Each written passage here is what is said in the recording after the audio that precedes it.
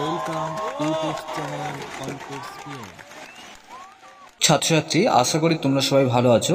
তো তোমাদের প্রত্যেকটি বিষয়ের প্রত্যেকটি টপিক ধরে ধরে টিপস, সিলেবাস, সাজেশন ও নোটস আমাদের চ্যানেলে আপলোড করা হয়েছে।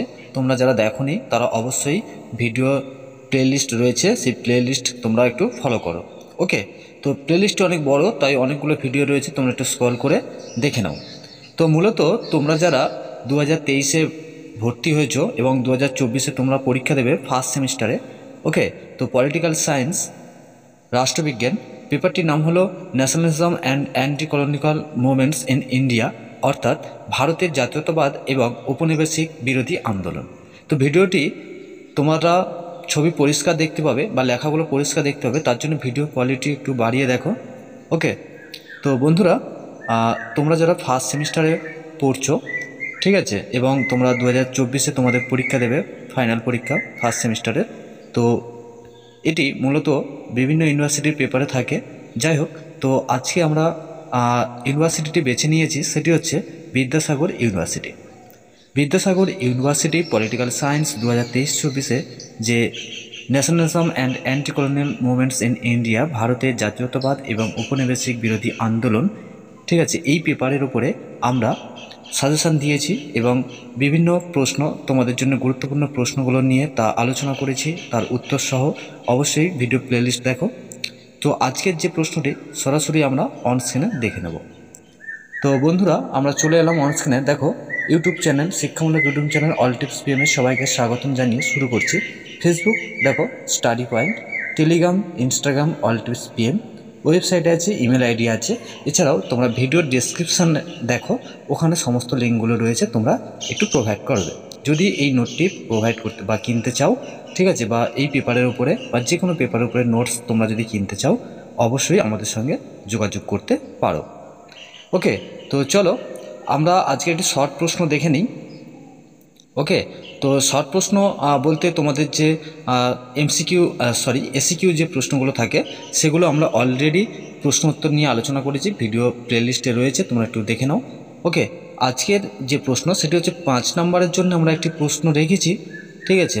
তো দেখো, প্রশ্নটি সরাসরি অনস্ক্রিনে আসছে। চলে এলাম প্রশ্ন নিয়ে। দেখো প্রশ্ন, গান্ধীজির ডান্ডি অভিযান সম্পর্কে টিকা। ওকে, তো গান্ধীজির যে ডান্ডি অভিযান, তার কারণ কি ছিল, ঠিক আছে, আসলে ডান্ডি অভিযানটা কি, এর উদ্দেশ্যগুলো কি ছিল, বৈশিষ্ট্যগুলো, সমস্ত এর গুরুত্ব সব কিছুই কিন্তু এই নোটের মধ্যে রয়েছে।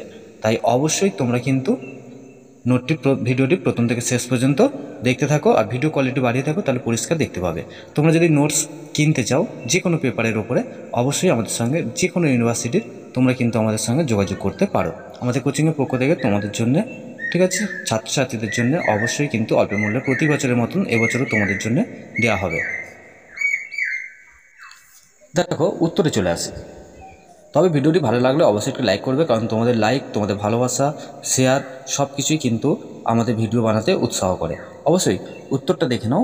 1930 খ্রিস্টাব্দে 12ই মার্চ গুজরাটের সবরমতী আশ্রম থেকে গান্ধীজি তার নেতৃত্ব প্রদান করে এই ডান্ডি অভিযান আরম্ভ করেছিল। এই অভিযানের মধ্যে দিয়েই দেশজুড়ে আইন অমান্য আন্দোলনের সূচনা হয়।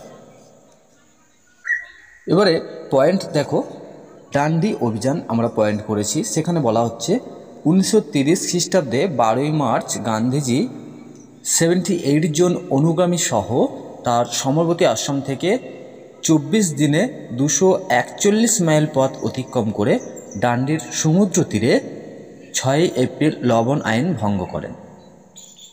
গান্ধীজির লবণ আইন ভঙ্গের পরেই সারা দেশে শুরু হয় আইন অমান্য আন্দোলন। পরবর্তী পয়েন্ট দেখো, মহিলাদের অংশগ্রহণ। গান্ধীজি মহিলাদের চরকায় সুতো কাটা ও বিলাতি দ্রব্যের দোকানে পিকেটিং, মহিলারা দলে দলে এগিয়ে আসেন। মহাত্মা গান্ধী এরপর সুরাটের বিভিন্ন স্থানে সরকারি লবণ খোলা দখল করতে মনস্থির করেন। এই সংবাদে গান্ধীজিকে গ্রেপ্তার করা হয়।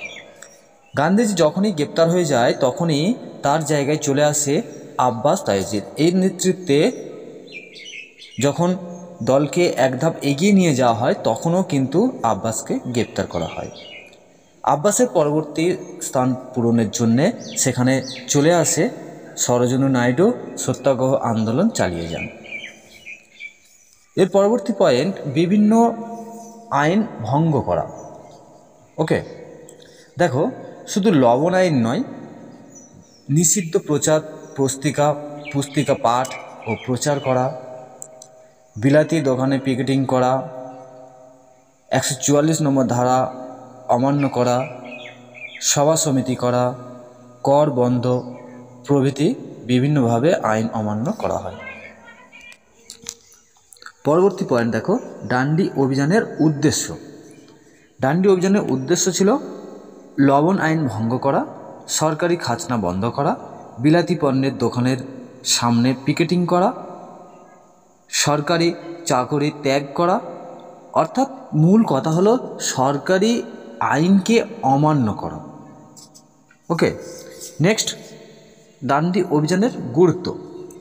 অর্থাৎ এই আন্দোলনের গুরুত্ব ছিল দেশ জুড়ে আইন অমান্য আন্দোলন প্রসার ঘটে।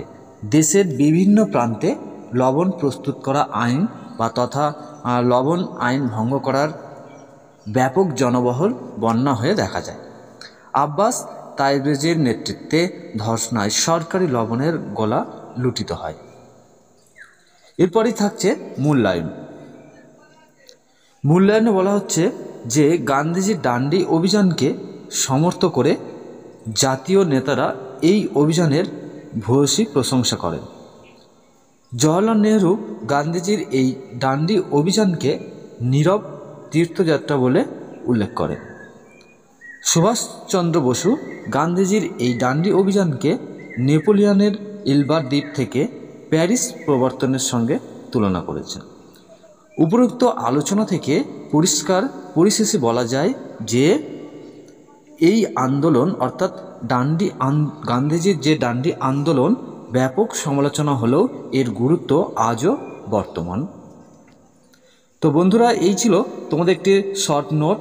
তো অবশ্যই বিভিন্ন ইউনিভার্সিটির যদি এই প্রশ্নটি থাকে তোমরা কিন্তু এই প্রশ্নটি লিখতে পারো।